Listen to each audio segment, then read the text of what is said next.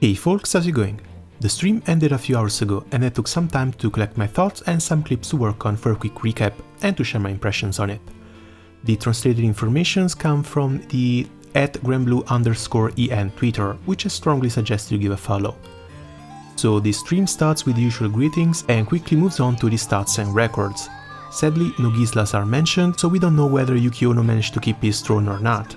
The stats are mostly irrelevant, they just show which of the turns and evokers are the most popular. The only slide I'm going to leave a comment on is going to be the evoker recruitment number.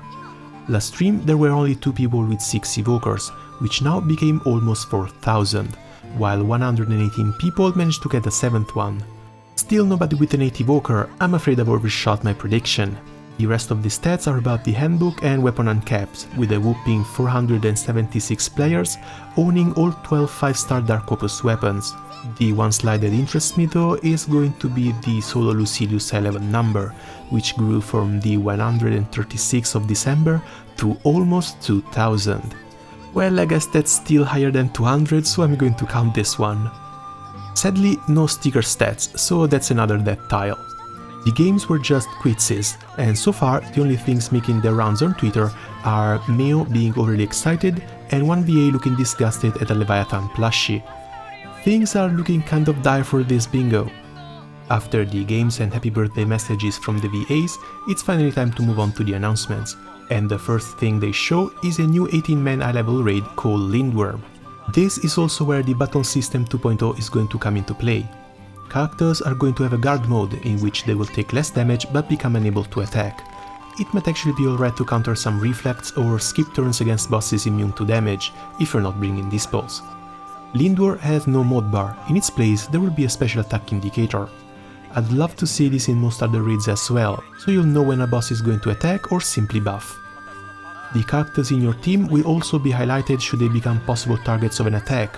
Currently they've shown 3 different indicators for single attack, random multi-hit and AoE skills. One thing I'm not too fond of is the rework of the chain burst system. Each charge attack will add a 10% meter to a party-wide chain burst bar, and said chain burst will go off only when the bar reaches 100%, dealing damage, apparently the same damage as now, 1.6 million, based on the main character's element. Hopefully to try and counter the extreme slowdown this change will bring, the chain burst will also have secondary effects based on their element. For example, a fire chain burst will buff your team, while a light one will heal. My main worry here is going to be about possible changes to future Guild Wars, since I still have to rely on that extra 1.6 to 2.5 million nuke in order to properly OTK the EX+. This also kind of nerfs all the weapons and characters that boost chain burst damage cap, but we'll have to see if, when and where it's going to be implemented. I think we might even see some characters boosting chain burst gauge with new skills or after getting rebalanced. It's kind of a new mechanic after all, and there's going to be ways to play around with it. So on one side it's going to bring some nice quality of life improvements, on the other it's not going to delete the reload button, it's not going to force the turn length on players or turn the combat into something unrecognizable, so I guess I'll be taking this lot. After a quick versus segment during which they shocked the world by revealing Zoe as the 5th Season 1 character, we move on to some free gifts. The first one will be another anniversary weapon pick ticket, and there's skills in there. I don't think I'll be looking much into it, I'll just grab the intense skills of Dominion and start working it into a few grids. The second gift is going to be one ULB Magna weapon per element, level 200, skill level 20. This time they're even giving away a ULB Chad sword as well as a second ULB Celeste claw. The first one was from the anime some time back. This is kind of great, actually saves a ton of time and skill fodder. And while not really a gift, the anniversary ticket is going to let you pick any character, including limited ones, released up to last Christmas. There will be a few exceptions though, like Kumbira and some more grand characters, but I already know where that ticket is going. As a first anniversary campaign, we're getting a daily scratcher. It comes with 9 spaces, and if you match 3 of the items in them, you win that item. They're showing a Parazonium, a Lucifer Summon, a tier 3 ring and some crystals, but I'm not really going to sit here and believe it's going to be those every day. But we'll see, it starts on the 10th after all. Again, coming out of the 10th are going to be the anniversary skins for Aglovale and Clarisse. Strangely enough, there was no contest or voting campaign for them. Still, Clarisse looks cute as hell. Always on the 10th, alongside Lindworm, we're also getting the first of the 6 dragons, the Fire one. The rest of them will be released one per week going on from there, and boy oh boy do they look stunning. I've always had kind of a thing for fire, but I'm loving the jellyfish as the water dragon, as well as that massive titan just strolling around with islands near its chains that is the earth one. With the 6 dragons also come the new draconic weapon series. These weapons will not be usable alongside the dark opuses and come with 3 skills each: a progression type skill, attack up as turn passes, a defensive skill granting defense up or an elemental damage reduction, and a majesty skill that can be either primal or magna. After the 6 dragons comes the new class segment. A short trailer shows both the new classes in action. The Lumberjack is going to receive assists from forest animals after performing certain actions, and the newly revealed class, the Cavalier, comes in as a spear and gun specialty whose playstyle changes based on the equipped weapon.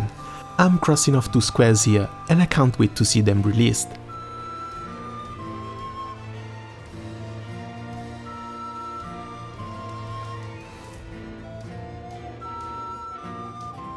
Also, some older tier 4 classes are getting some new skills, but there's no translation available for these yet.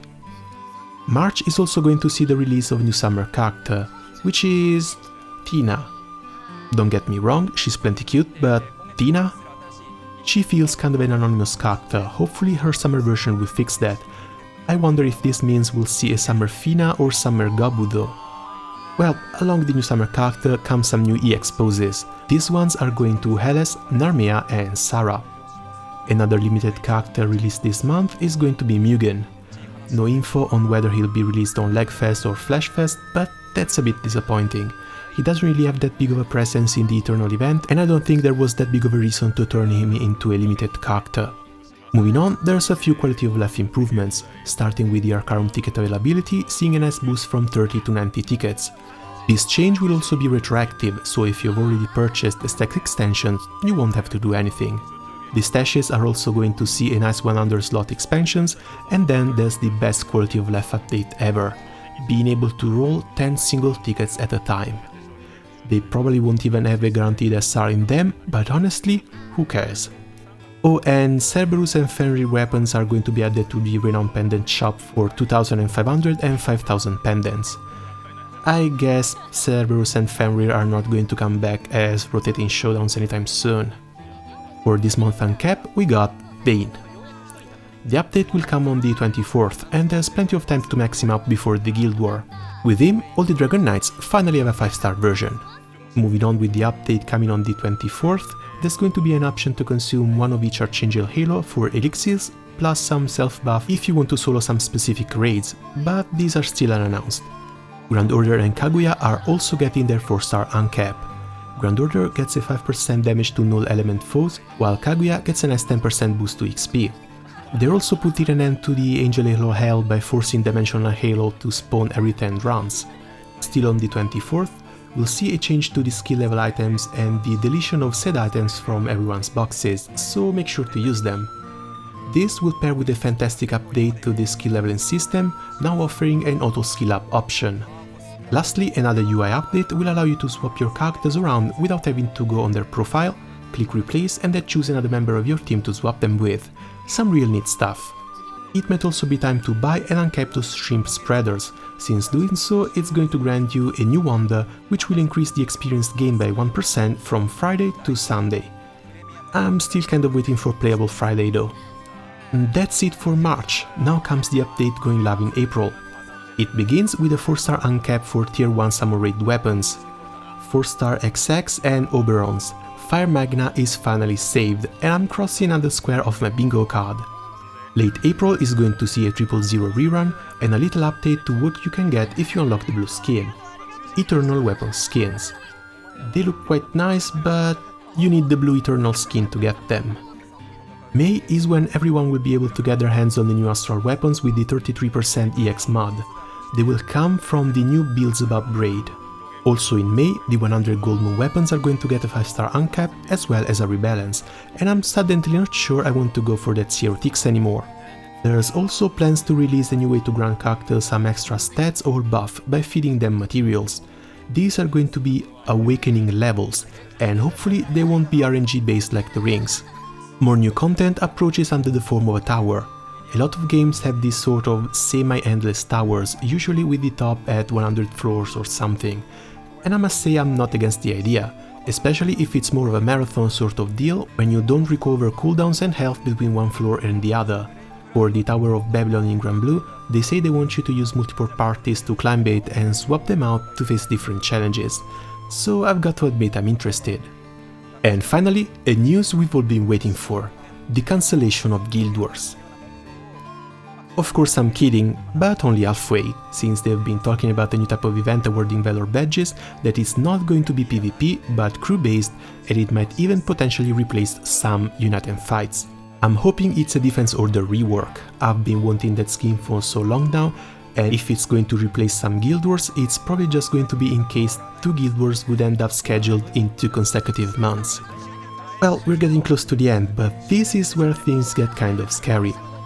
Coming up sometimes in 2020, but please feel free to delay them as long as you wish, a new uncap level for the Eternals. I don't even want to begin imagining what it's going to take to bring them to 6 stars, and apparently their level is going to be raised to 150 as well. I can already hear the cries of the slimes trying to escape our wrath as we need to run a 24/7 extermination of the poor things. Collab-wise, they've only announced one, and it's going to be the usual summer Idol one, except this time we're going back to Idolmaster. Another box to cross off for me. The anime is sadly not seeing a 3rd season yet, but the next Blu-ray will come with the cutest fairy skin to date. After a bunch of merchandise, we're down to the last slide, and as predicted, the roulette will be back, from March 10 to March 30th, with a guaranteed 100 roll landing on the Legfest. There is no 200 roll on that picture, and there was no mention of a rock paper scissors, but the roulette is going to pair with the scratch ticket campaign, as well as gifting everyone 1/3 of a spark for free. Sadly though, there was a severe lack of character EMPs as well as any mention of relink, so my bingo sheet ended up being kind of a disaster. Even a mention of the Arcarum update could have saved it. Still, we've got quite a ton of stuff to look forward, and March 10 is going to be kind of insane, so see you then I guess. Ciao!